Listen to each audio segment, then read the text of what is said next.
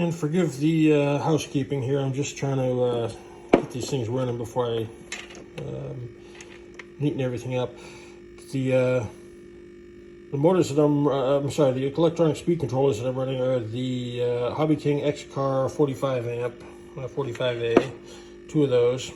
And the motors that I'm running are just the Mabuchi RS-540SH motors. They're basically Tamiya motors, brushed motors. Okay, so here's my problem.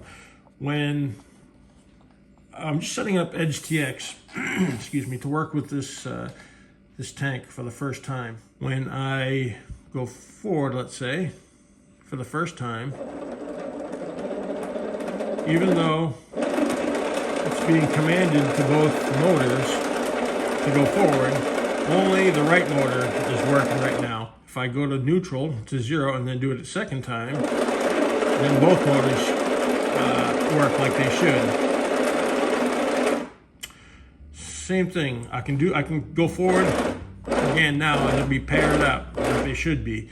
But whenever I change direction, I'm going to go backwards now. Now only the left motor is working. When I do it the second time, both motors work. I can continue to get both motors to work in that reverse direction in tandem like they should. As soon as I change directions again, now only the right motor is going, despite the fact that they're both being commanded to go the second press. Now they both pair up like they should. So whenever I change directions, only one motor goes until I hit it twice.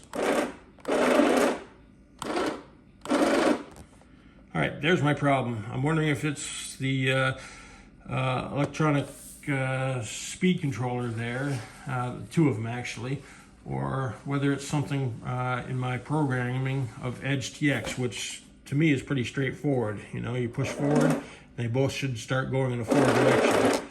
Put backwards, they both should start going in a backwards direction on the very first try. All right, well, if anybody has any ideas, please let me know.